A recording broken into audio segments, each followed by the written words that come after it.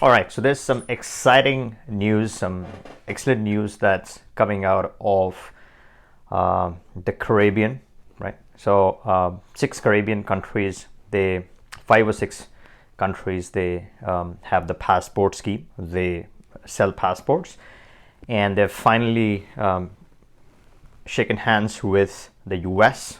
Right? So U.S. is a very key participant in this process. They want to have some insights and control on this process, on this system, because these Caribbean CBI programs are primarily used by a lot of Westerners, particularly US citizens. One of the primary objective seems to be tax optimization.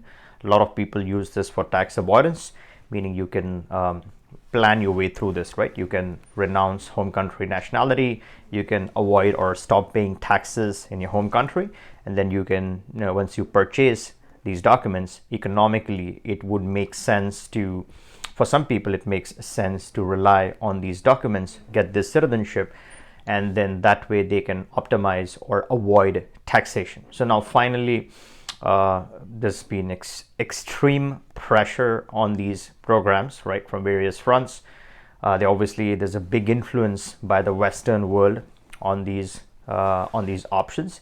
And finally, from that meeting, there are some very important impacts that have come out, and I'm going to discuss top 3 to 4 areas which are of great importance.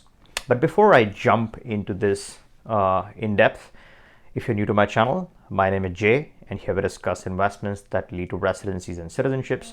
So before I discuss any of this, right, a lot of some of my viewers are lazy viewers. And if you want to find out if you're a lazy viewer or not, if you're still viewing this video, this is your second, your third, your nth number of time you're watching my videos, and if you haven't still subscribed to my channel, that means you are a lazy viewer. So take this opportunity, don't be a lazy viewer, go ahead and subscribe to my channel. That way you're always informed of any changes, any breaking, any news update regarding anything that happens within the CBI domain. All right, let's jump straight into this topic, right? Why did they meet, right? Why do the CBI countries need to meet with the US? Well, as I said, this topic or this domain does concern the US. They're primarily interested in what happens and how this functions, because it has directly a lot to do with some of the people who come from the US, right? So there's some stake on the ground, there's money at play. So the Department of Treasury officials met with the PMs in the respective Caribbean countries to get together. Obviously, the US intends to apply pressure and make sure that they have their voice, right? Some of the expectations are met. And finally, the good news is that the Caribbean has agreed to obviously satisfy the expectations of the US, and now it's going to be a handshake between the two. The first most important impact here that has happened is that there's going to be a lot more auditing. Now, recently we have had auditing, meaning even if you have purchased the program, that is not the end of it all, right? There could be audits, there could be checks in future which can reopen and recheck and re-examine. Now, for people who are in the clear, who have not done anything wrong, or who haven't purchased the citizenship or a passport for anything wrong or anything illegal, they don't have to worry about anything. But there was a recent case with Cyprus where 200 passports that Cyprus issued as part of the CBI program, they were audited, and subsequently they were revoked, terminated. So again, the point is to make sure the citizenships handed over would be audited, and to ensure that there's full compliance. Once a person sneaks in, that is not the end of the chapter. There's obviously re-examining of data, and as long as people are clear, obviously they get to keep the citizenship, they get to keep the passport. But if there's any evidence of wrongdoing in purchasing these options, then that audit would create that investigation where stuff would come out, and someone who has done wrong would be held accountable and prosecuted in certain cases. So that's one of the major impacts. The second impact is moving forward, there would be a need to interview applicants, right? Either it's going to be a and the mode of interview it could be anything that they decide, but the objective is to make sure applicants are thoroughly interviewed and recorded, so that it's not only a paper-based application done by the agent or the attorney. There's face time with the government officials for recording purposes, etc. So there's more transparency. There is better identity management, right? Because there's live audio, that's live video and audio that they would be capturing. The third big change is that once there's a denial in one country, that would be tracked across the programs.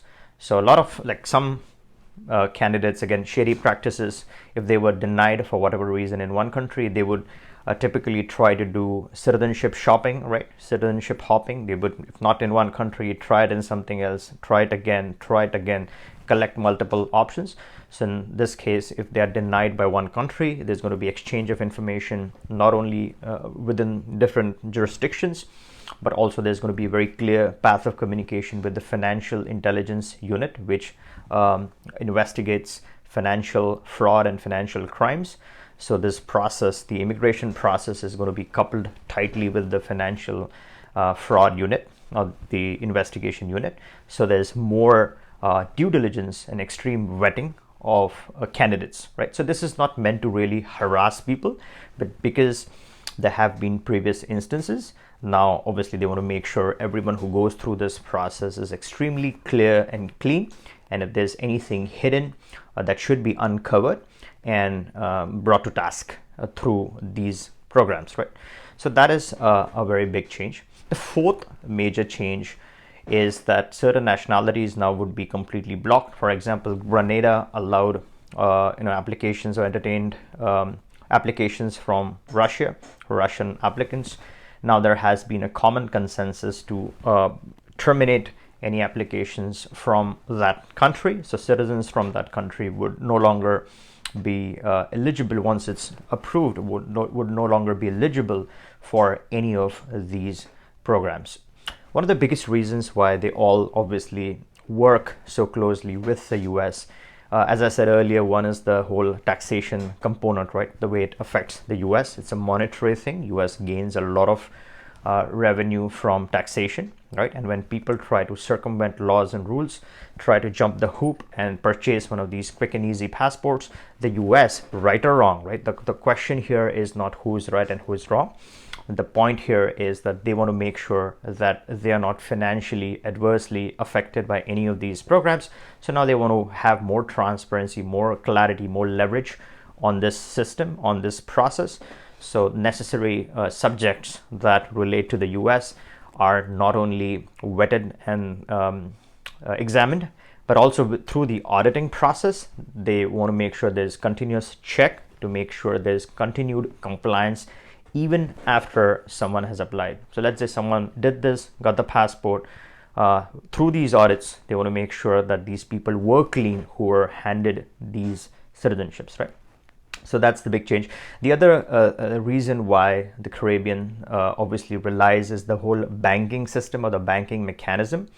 They want to make sure they are in compliance so that they can use or make full use of the banking facilities that they so dearly rely on. So those are some of the big changes. Again, few people see this as positive because it keeps the system clean, it keeps the system functional, right? US has more control, more clarity, more expectations from this process, and bad actors can never misuse this system for any ulterior motives, right? So let me know in the comments what do you think about this latest change. And again, if you enjoyed this video, give me a thumbs up, make sure you're subbed, and catch you in the next one.